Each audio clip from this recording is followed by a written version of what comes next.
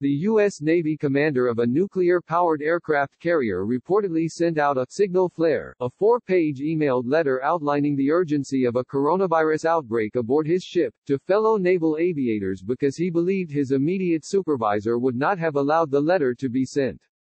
Captain Brett Crozier of the USS Theodore Roosevelt may have been worried that Rear ADM Stuart Baker, his immediate boss and the commander of the carrier strike group, would not have allowed him to send the warning letter to Navy leaders, according to the top Navy official who fired him, as told to a Washington Post columnist.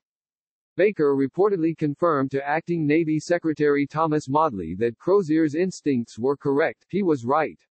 I wouldn't. The account comes from Maudley, who relieved Crozier from his command of the USS Theodore Roosevelt and its 4,800 crew members on Thursday. Maudley reasoned that Crozier should not have sent the blast-out email to 20 or 30 recipients and that there was a proper way of handling his concerns. The letter was sent over non-secure, unclassified email even though that ship possesses some of the most sophisticated communications and encryption equipment in the fleet, Maudley said Thursday. I have no doubt in my mind that Captain Crozier did what he thought was in the best interest and well-being of his crew, Maudley added. Unfortunately, it did the opposite. In the letter, Crozier urged for a political solution and an immediate and decisive action for the coronavirus outbreak aboard the USS Theodore Roosevelt. As of Sunday, over 150 service members tested positive.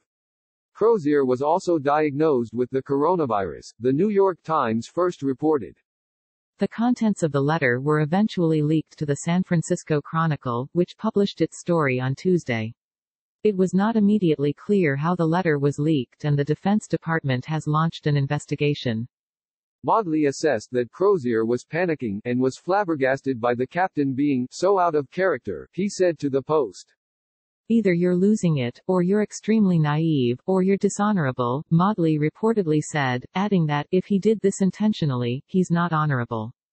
Maudley also claimed that he made the decision, which Defense Secretary Mark Esper supported, because he didn't want to get into a decision where the president would feel that he had to intervene because the Navy couldn't be decisive, according to the Post. If I were president, and I saw a commanding officer of a ship exercising such poor judgment, I would be asking why the leadership of the Navy wasn't taking action itself, Maudley reportedly said.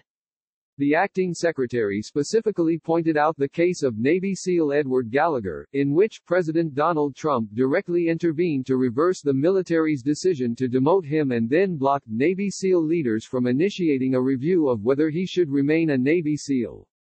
Gallagher, an ardent supporter of Trump's presidency, was previously found guilty of taking a picture with the corpse of an ISIS fighter. While Gallagher was found guilty of the one charge, he was acquitted of the several others, including murder.